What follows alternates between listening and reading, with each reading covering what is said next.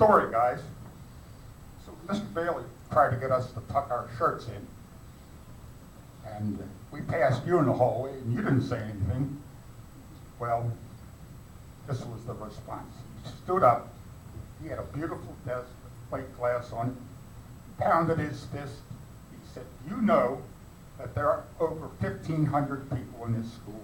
I got so much on my mind, I can look you right in the eye and not even see you. Now, you understand that? You better tuck those GD shirts in and quick." Or you talk about some guy standing up and tucking some shirts in. And then he said, "Get out of here." So, we'll take one more story.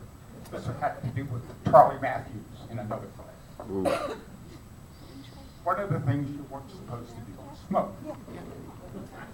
But they like to smoke at the pine trees by the tennis courts in back of the school. And I had a great view. So this one day, I saw some people. And I was going to take care of this myself. So I sent Charlie Matthews out there. Had a reputation for smoking. So the guys wouldn't, it was all guys. They wouldn't do anything with Charlie coming out there. So Charlie goes out there. And he says, "Guys, Mr. Bailey wants to see you." Well, here they come, about 6 of them. And I had learned a long time ago, my first experience with Miss Ziegler was, I took somebody to the office. She gave me 4 pages of things to fill in. I said, "No way, I'm ever going to do this again." So those guys came up. Said, "What were you doing down there, fellas?" "Smoking." I said, "Guess what? Because you're so honest, and don't you dare tell anybody that I caught you, or it'll be worse for you." And I took care of my own problems. I was not going to fill out 4 pages. But it's really wonderful to be here. Thank you for the invitation.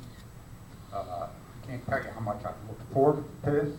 I gave up an opportunity to go on a cruise for a pastor who was 60 years of age. I'd rather be here than on the cruise. I can tell you that right now. You are a great group of people.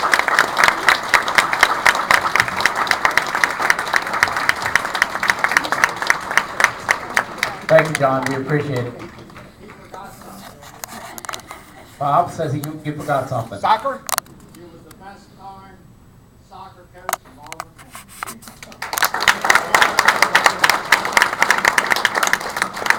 The first year I coached JV, because I got here late, but boy, they couldn't wait to give me the head coaching job the next year. Hofecker didn't want to do it. And we were the first, somewhere along the line, we were the first team, either the second or third year I was here, to be 500 or better.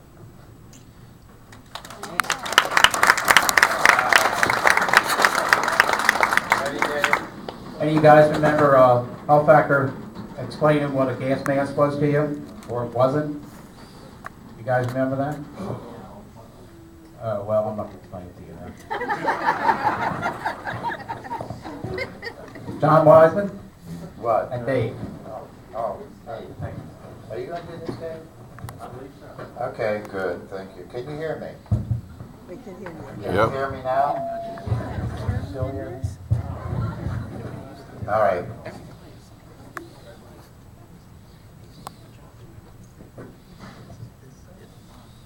you hear me? Yes? All right. The scene. It's about 2 weeks before the Hereford class of '64 reunion. John Wiseman and Dave Lavery are sitting on John's front porch, contemplating the upcoming gathering and looking through their yearbooks. John has never been to a class reunion, and David hasn't seen any other classmates for 10 years. I'm sorry, Carol. Well, John, in a couple of weeks, we will see the class of '64 about 50 years later. Do you think you'll be able to handle that? Look, I can't believe it's been over 50 years, but I saw pictures of them at the 45th reunion. My God, they looked old. You know, you and I look at ourselves naked in a mirror, and we look and say, man, we look good. You're man, I am so sexy. Yeah. Well, we don't stand naked in front of the mirror together. Not that there's anything wrong with that. But you know, the only person that looked young was Harold Alston. What do we call him? Tippy Tipton. Yeah. I mean, you agree with me? Yeah. I could, you know. Everyone's up here. I have no idea why he stays so young. I have this theory, because I remember seeing him in one of the reunions before, and I suspect that Tippy is an alien. He doesn't get any older. I'm convinced that he probably has a painting of himself in the house. That he's getting younger, but the painting is getting older. All right, that's a literary allusion to the picture of Dory. Never mind. Oh, by the way, Dave, did you bring the Beano? No, I didn't. You know, we've been having some major gas problems recently. It's been a little embarrassing. Remember we emptied out that McDonald's after eating those Big Macs? Yeah, that was a terrible scene. Yeah, they didn't open that place for 2 weeks after. Fumigation. Yeah, I don't even know if I can remember these people. I've been looking through the yearbook. But to be honest with you, I don't even remember if I have underwear on.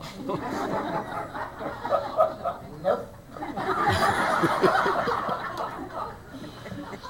Well, I didn't go to a reunion till the 25th reunion, so I didn't see anybody in the class. Well, how did you find out? I missed my line, by the way. Shut up. How did you find out about the reunions anyway, Dave? I think we need to do Well, I'll tell you, at their 25th year reunion, I knew it was coming because it was 25 years. And I searched for Sonny Lease.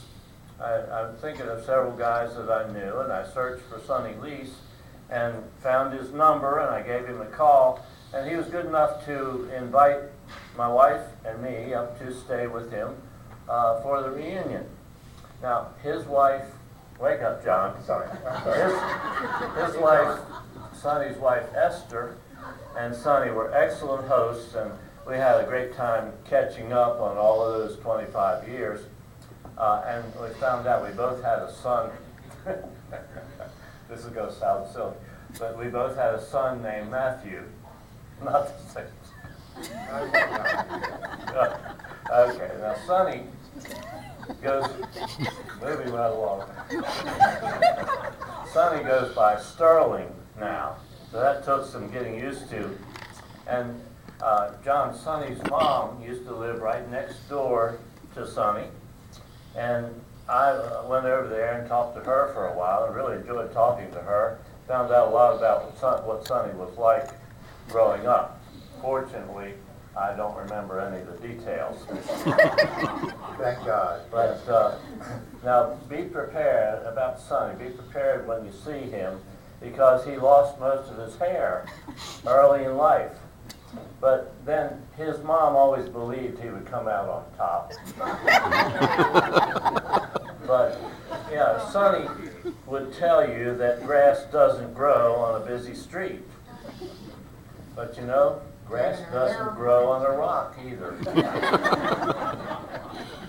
And remember how Sonny and you and Walter Shepard and I, and maybe some others, used to be big fans of the Orioles back then in school, and there was a lot of competition among some of you about quoting baseball statistics, batting averages, and all that stuff. And I followed the Orioles some, of course, but I was in awe of you guys. Well, we obviously didn't have much of a life, did we? I guess. But look, Dave, I got to get something off my chest. Yeah? I hated Roger Garrett.